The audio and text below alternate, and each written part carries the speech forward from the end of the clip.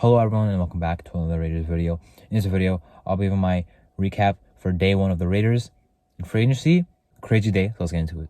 So about 2 hours into free agency, the Raiders made a huge splash, signed easily the best defensive free agent in the NFL in Christian Wilkins. I did not think we were going to get him, honestly. I wanted 1A, 1B, Wilkins or Leonard Williams. Outside of that, it was kind of down to DJ Reader, Grover Stewart. I'm really happy he pulled it off. I thought he was going to Houston or something like that. I did not think we'd get our hands on him, but we got him. Huge contract, 4-year, $110 million deal. It's not an overpay in my opinion. He's a guy in his prime who's, he plays a position that's very hard to find. And we just saw the Chris Jones contract. He got $32 million, a year. It's not like we're paying that or anything. I'm a big fan of him. He's 32 by the time he's a free agent. So we do have him from his prime years. Hopefully he's still playing good by the time his contract is coming to a close. But right now he's in his prime. This is a great signing. Pulled it off. He's a high character guy as well. So I think that blends well with what we have right now with Antonio Pierce and Crosby, among other guys as well. As I mentioned, defensive tackle is one of the hardest positions to find. We found a superstar at that position in Christian Wilkins. That is something Max Crosby has never had in his career. A guy in the interior to actually get pressure and help him out. Sure, he's had some guys on the edge. Of course, Malcolm Koonce this year helped him out. He used to have Yannick Ngakoue to help him out, but he's never had that true interior push. Christian Wilkins brings that.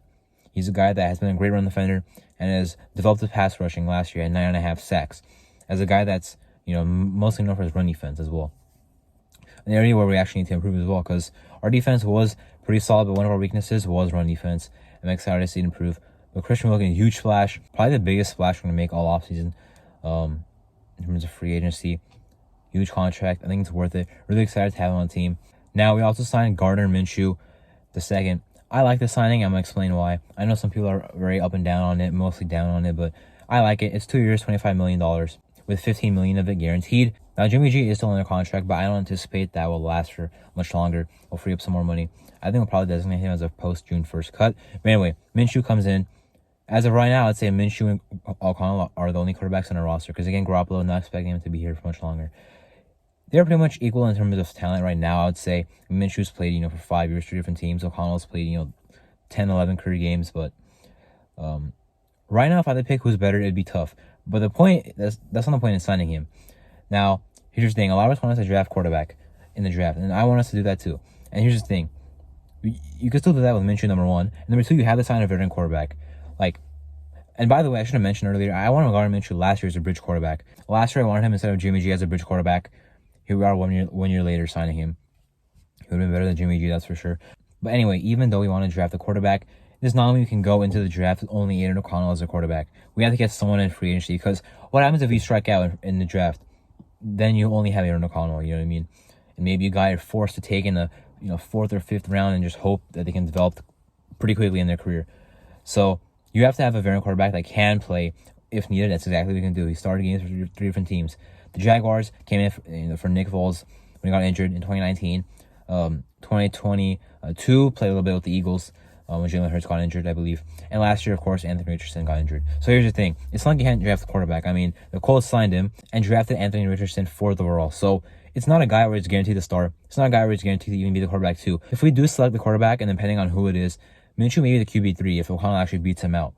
And at that point, okay, then great. That means Aaron O'Connell's a great backup if he beat out Minshew. And the starting quarterback's pretty good if you beat out 2 guys that have started before in the NFL, and O'Connell for 1 season and Minshew for, here and there, a lot of starts, even though he's never been really the guy.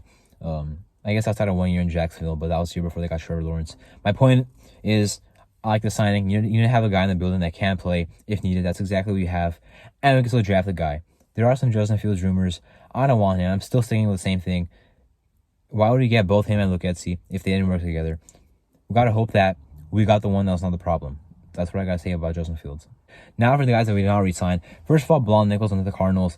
I mean, okay, he got signed, but I don't know how the Cardinals paid him that much money. I just don't understand that. 3 years, $21 million, $7 million a year. He was very underwhelming with us in 2 years. I just don't know how they were paid him like that. But, all power to them. Congratulations on Blon Nichols. Now for Josh Jacobs for the Packers, of course, a lot of mixed feelings about this as well, because we were hearing that Antonio Pierce really wants him back and Jacobs wants to be back.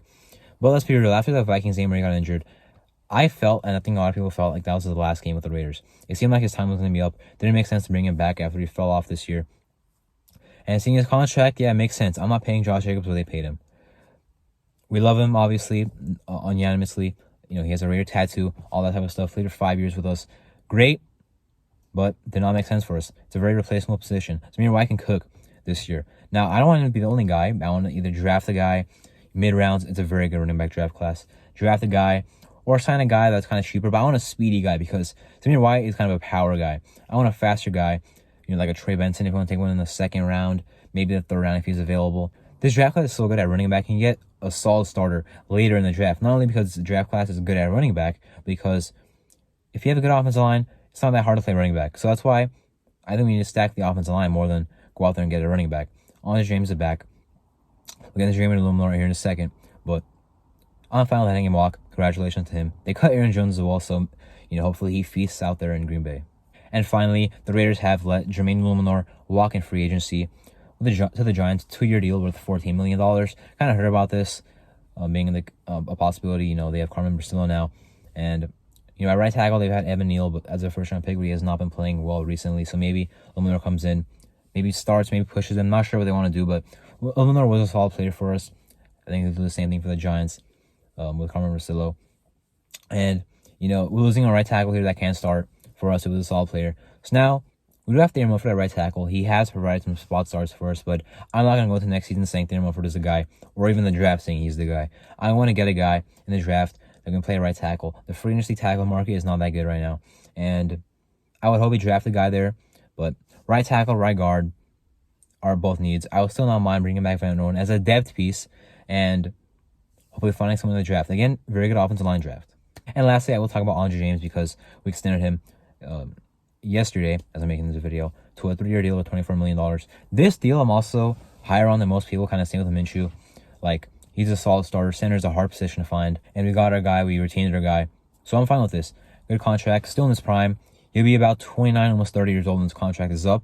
So we pretty much have him for his prime years. I'm fine with paying him this money. I'm fine with him starting again. And, you know, got the left side of the O-line figured out. Dylan Palmer, see at guard. Just got to figure out the right side now. Anyway, that's my Day 1 recap for the Raiders in free agency. I'm Arto, and thank you for watching.